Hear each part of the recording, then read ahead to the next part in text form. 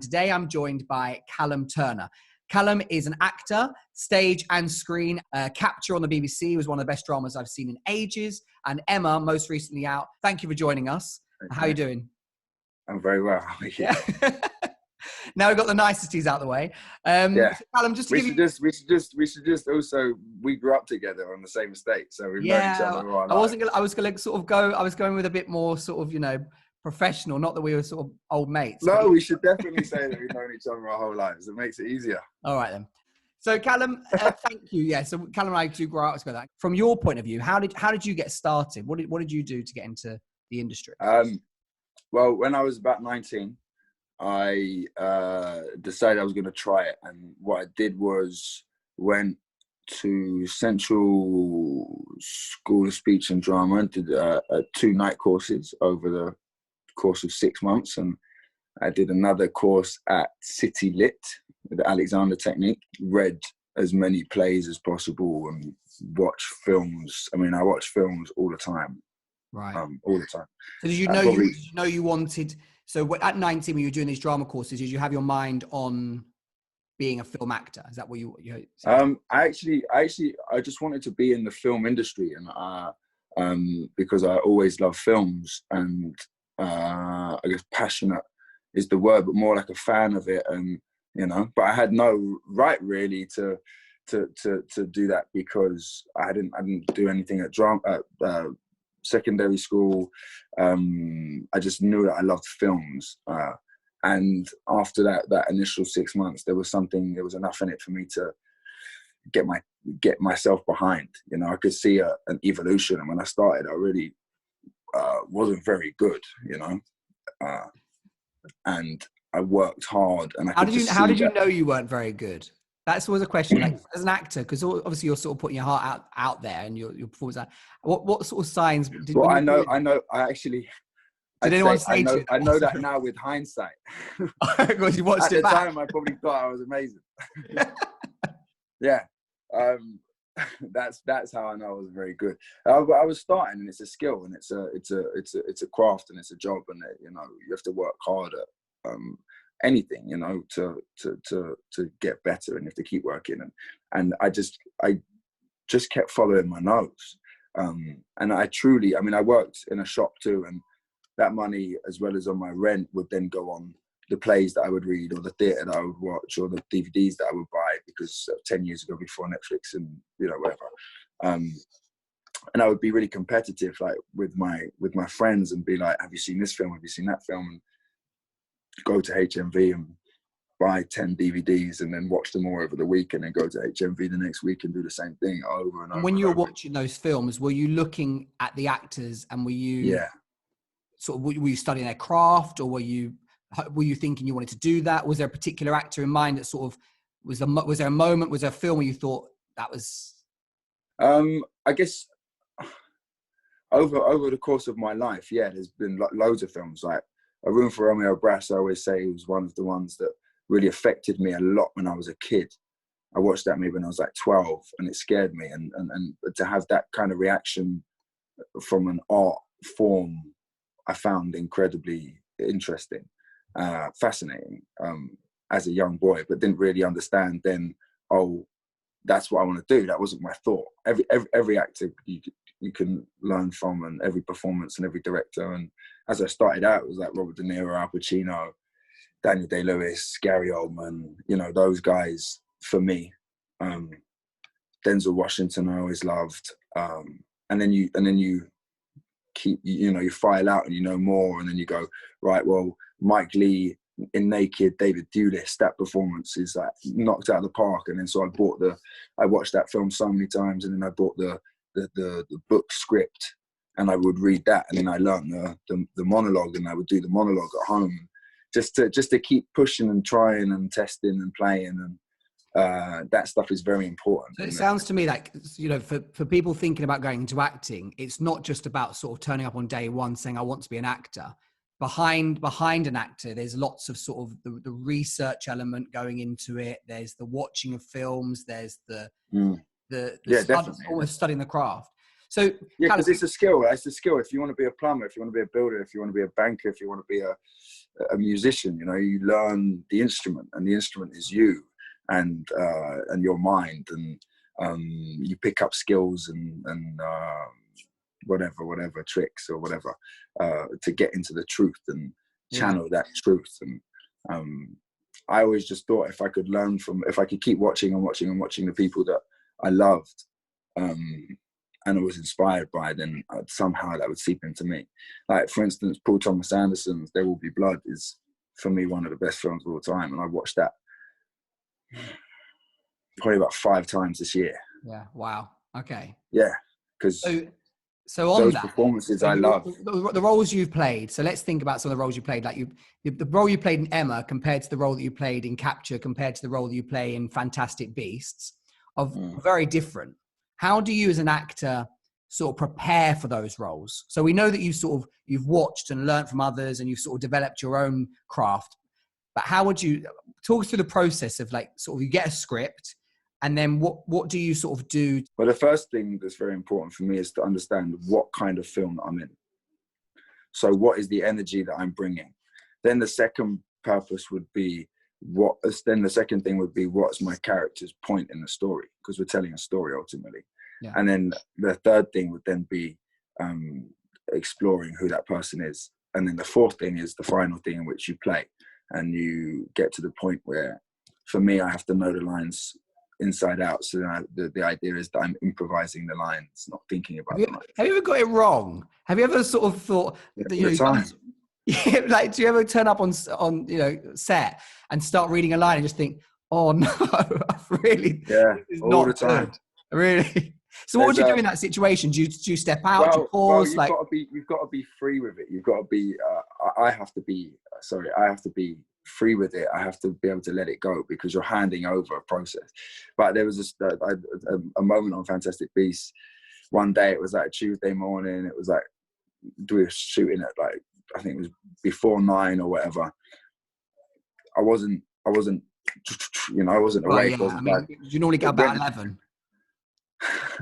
No, but I mean, we were shooting out. It was like the first take of the day. Yeah. You know, I was, for whatever reason, and I went back to watch it and I looked at the director and was like, oh, that's not very good, is it? And he went, oh, it's all right. And I was like, oh, can I do that again? He went, yeah, go on, do it again. That was it. So we just went and did it again. You know, that's the beauty of film. Yeah. And I suppose, is there a risk sometimes of sort of over-analysing something? So you want to keep, whereas in theatre, you sort of that you get one shot, whereas in film you can always critique yourself because you get to see it over and over again. You get sort of what. Yeah. If you're lucky, if you have that setup where you can keep watching. Everyone's different though. People.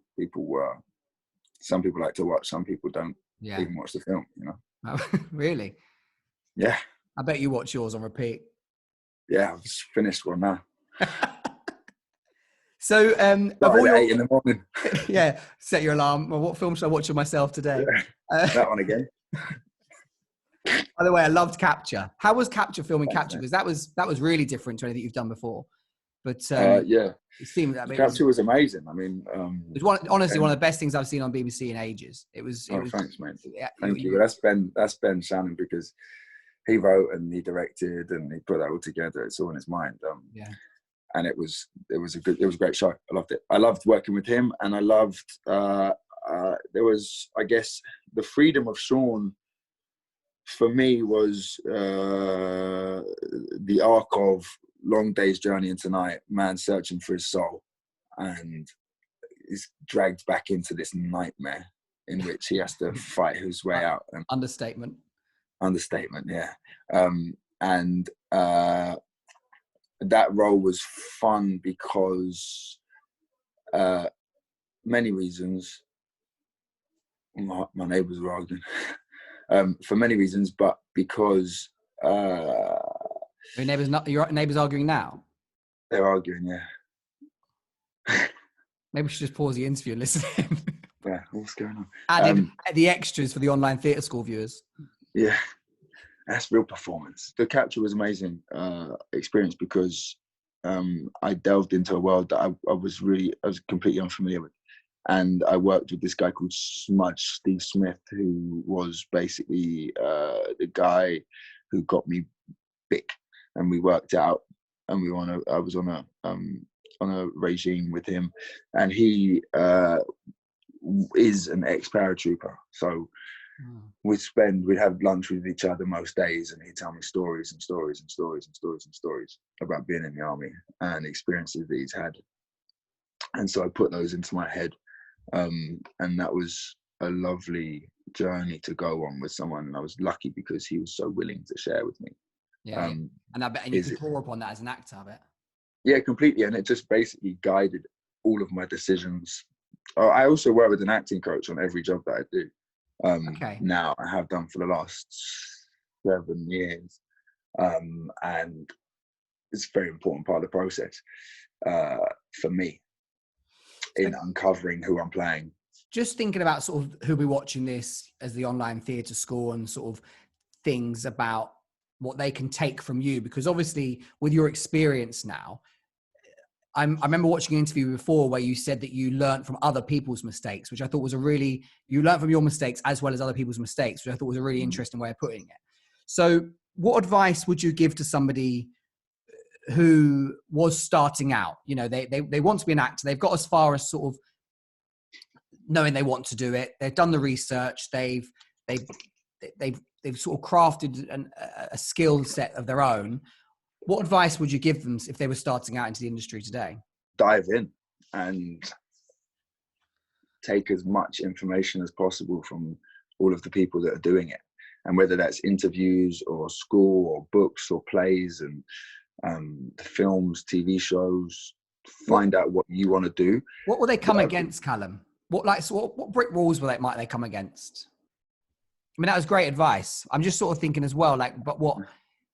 Well, I firmly believe that the only person that you can come against is yourself, you know. And so if you don't do the work, then it won't happen, you know. Right. And you just have to work and work and work and work and work. And it's when you think that you've done enough, do more, because it's such a competitive space that you have to prove to yourself first that you can do it and that you want to do it, because everything else, something that I discovered a few years ago, was when you walk into a room for an audition, those people in that room, they want you to be good. They don't want you to be bad, you know, otherwise they wouldn't see you. Yeah. They want you to be like, you're the person for this job, you know? So if you take that in and you work hard and you are able to play and be free and tune into the truth of whatever the moment is that you're playing, that's it. And if the job's not for you, or that moment's not for you, or that film's not for you, then there'll be another one that will be. Yeah. And you just got to keep rolling. That's a really nice thing to take away, actually, this idea that they're not setting you up to fail. They don't want you to walk in there and be rubbish. They want to see your best work. Yeah, makes their life easier as well as casters. Well, I mean, they've casting directors and directors, they've got lives and they're doing a job. And if they don't think that you could play the part, they're not going to see you. So yeah, no, that's great. You know, and what on that? Just picking up. It's actually quite a freeing. It became quite a freeing moment for me, that, because then you're in the space and you can respect the space for what the space is, rather than build the anxiety around it. There shouldn't be anxiety around an audition. Yeah. Right?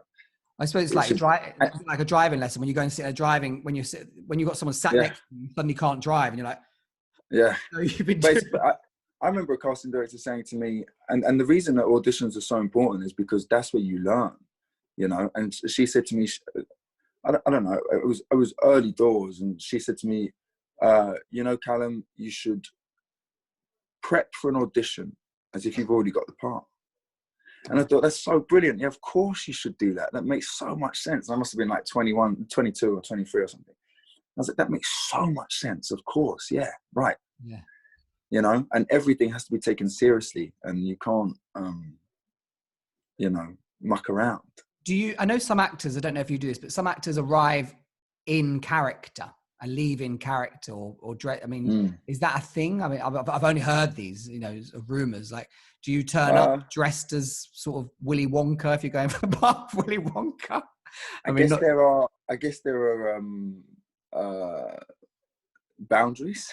Yeah. But it all depends on the person. And you know what's really important about that is that if you want to do something, then you do it.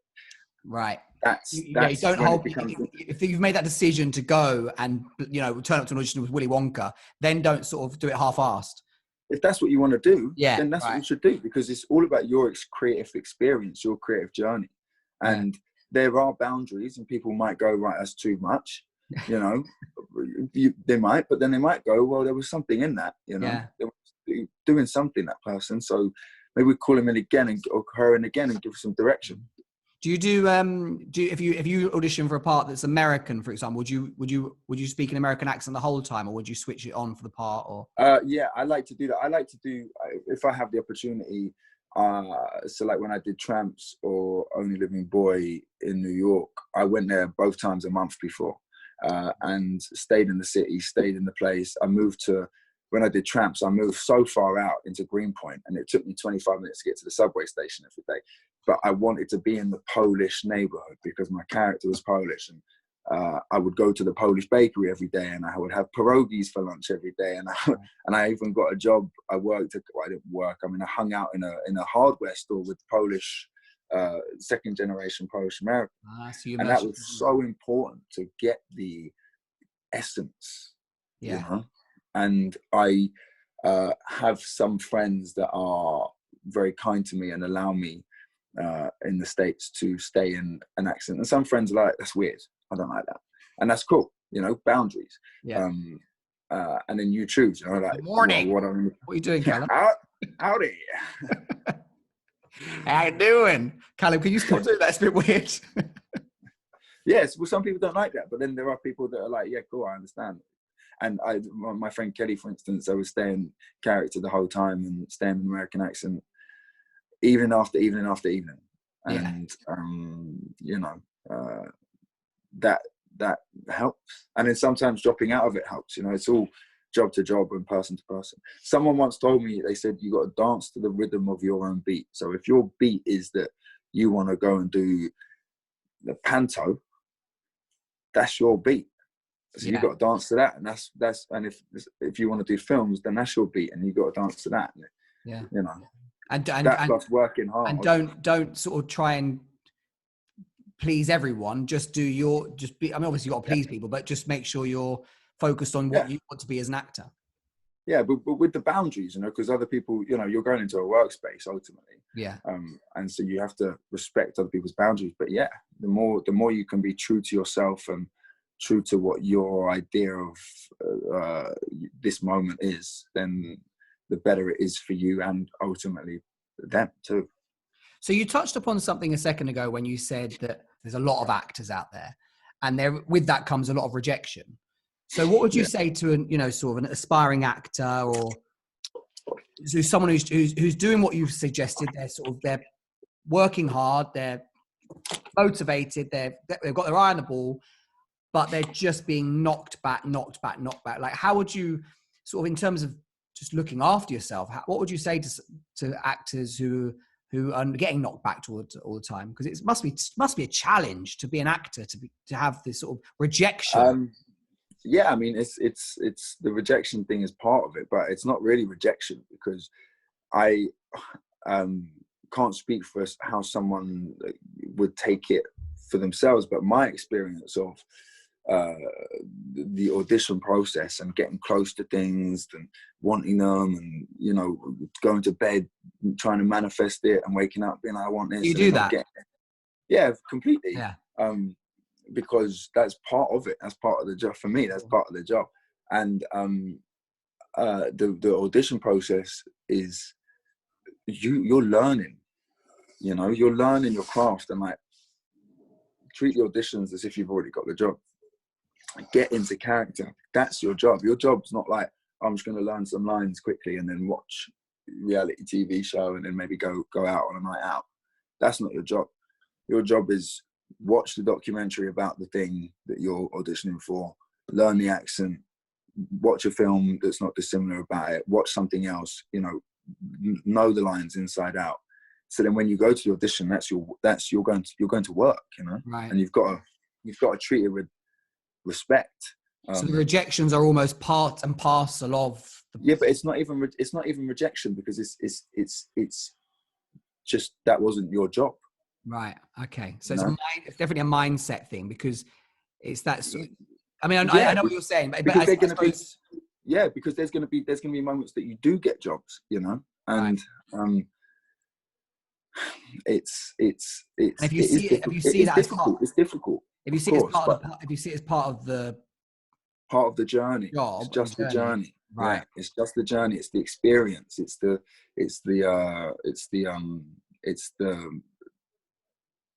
point. You know, Yeah. You're entering into it, and you know it's coming. And so you would say to actors, if they're not prepared to see that as part of the journey, then perhaps they need... I would say don't see it as a negative.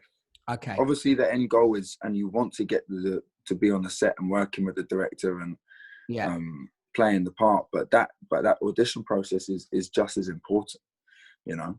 And you can learn a lot about yourself and what you are doing from that. Even if it feels like it's a smaller thing, it's still, you know. And ultimately, you're investing in your own self. You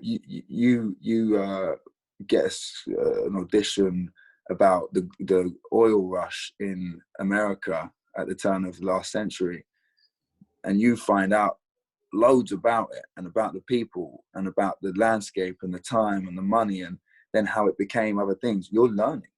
You're learning about something. And that information and that sort of research and that study may not be right for this part, but one day down the line, that could come in. The next audition might be about something else too, and it might even be, might be about the same thing. It might be a better film, and then you already know. And then you go, "Bosh, I'm in. What can I explore here?"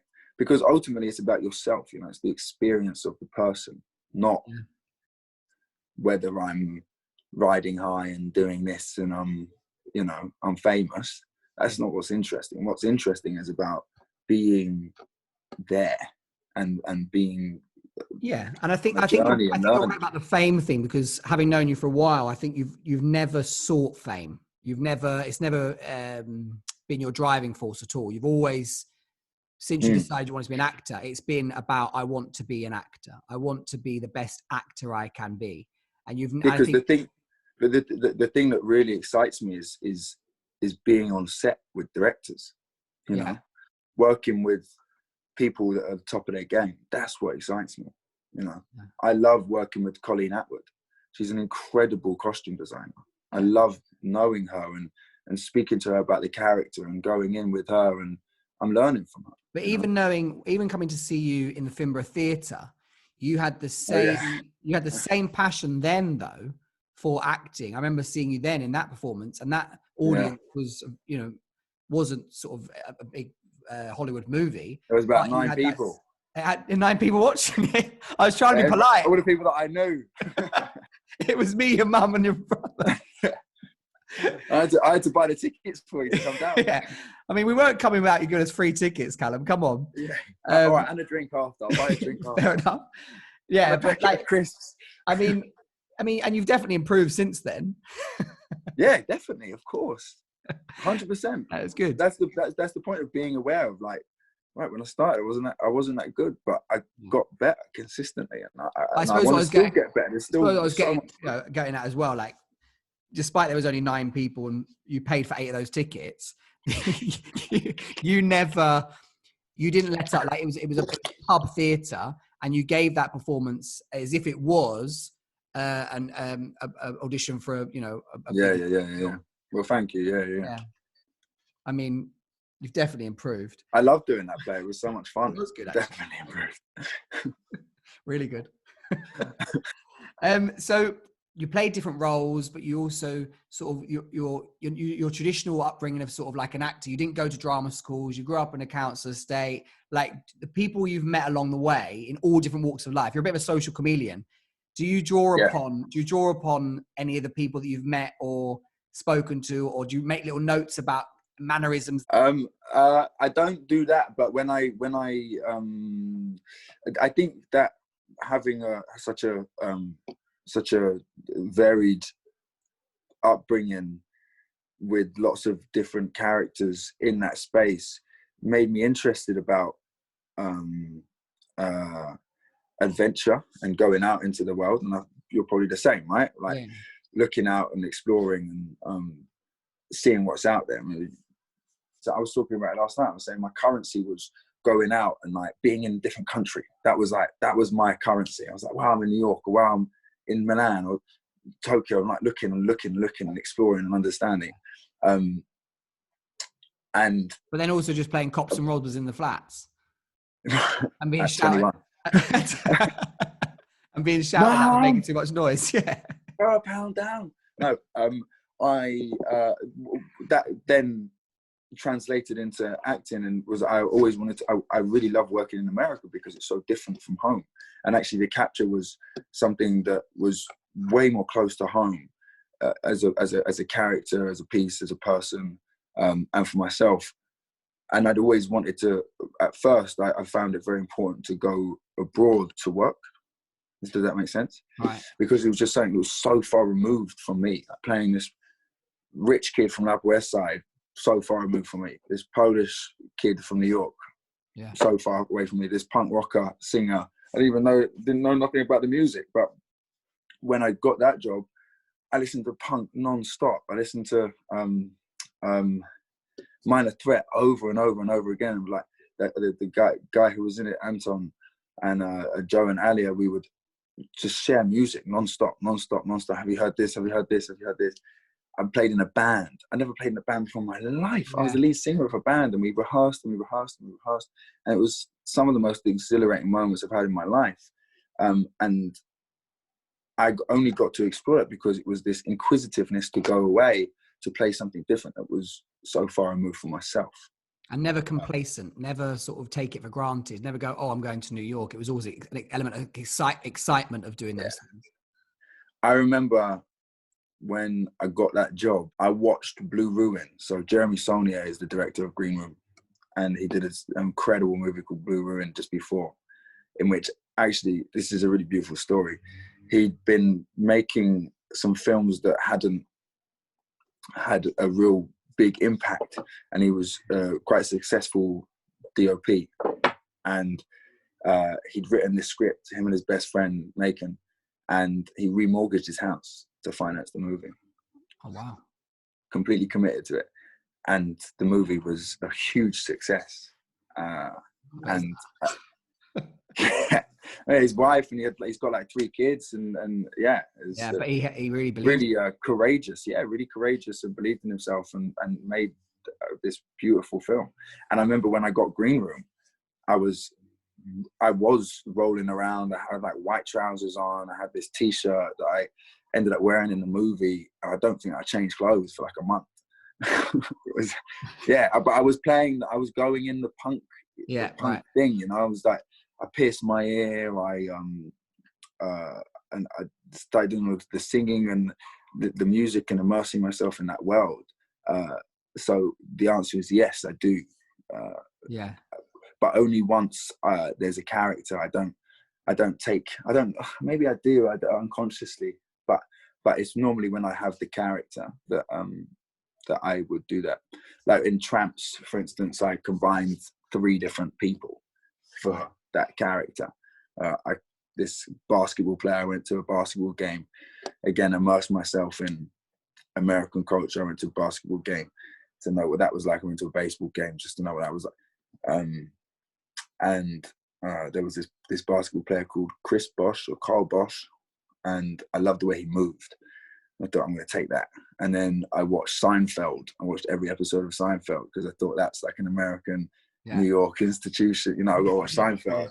And Kramer, I just fell in love with that actor's performance of Kramer. I was like, I'm going to take Kramer. And there was something else that I threw into, you know, just playing with ideas. So for you, it's quite important for you to immerse yourself into the character you're going to play. Just because for me, it's all energy. Yes. So if I can change the energy, and when I change the energy, and finding different ways to change the energy. Okay. And can see you're physically fit, Callum, but mental health wise, take that as a compliment.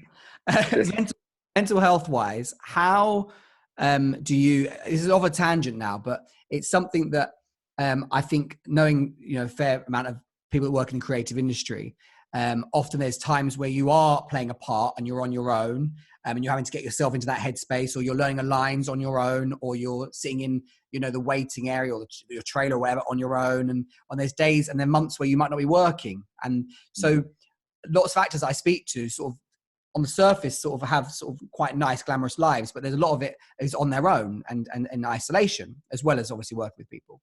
So how do you take care of your mental health when it comes to your daily life and your work life, and do you do anything specifically with regards to well, I try to have some sort of routine, some sort of rhythm, and I use that time to, like, when you say you're not working, that just means you're not working on a job, but you'll have auditions that come through, and pieces to read, books to read, films to watch, and you designate that time as if do you meditate? I'm not very good at meditation, but I run and I do this breathing thing, which is I start my day every day with this breathing thing, and that's a nice. I suppose it's a form of meditation. Yeah, it's cool. It's Wim Hof. Do you know that guy Wim Hof? No. He's the Iceman. Wim Hof. I think that's for another interview. No, the Iceman. Yeah, the Iceman's Wim Hof, mate. Yeah. No, I do cold showers as well. The cold showers are great. They give me so much energy. Okay. They feel amazing. Right. 5-minute cold showers. Or do you start off with it cold, or do you build up? I've been exploring the rich is the best way. But actually, I think having the shower, washing, getting that out of the way, and then going cold. And then bringing it down to the cold. Yeah, I think that might be the thing for me, because my body's so warm, I don't feel it for a while. Can you keep the online theatre school updated with your temperature of your shower, please? I did 10 minutes once. I came out as an icicle on my nose. Reason. Right, Callum, it's been an absolute pleasure speaking to you. It's my pleasure. Thank you. Real insight. Nice to see you. Yeah, and you. I'm glad you're doing well. And have you got anything in the pipeline? Yeah, we're gonna start Fantastic Beasts when everyone watching this will be passionate or interested in the creative and performing arts, and to have someone like you come on and speak to us as a friend, but also as a established actor now, really grateful. And my pleasure, Lawrence. My pleasure. We'll have to do a follow up. A few months, maybe. A few years. Yeah, maybe leave it a few years. 10 years time. Yeah. Lovely to see you, Callum. Speak to you soon. See you later, Lawrence. Bye. Bye. Please do subscribe. The Online Theatre School has lots of lessons coming your way, as well as interviews with people from film, theatre and television. See you soon.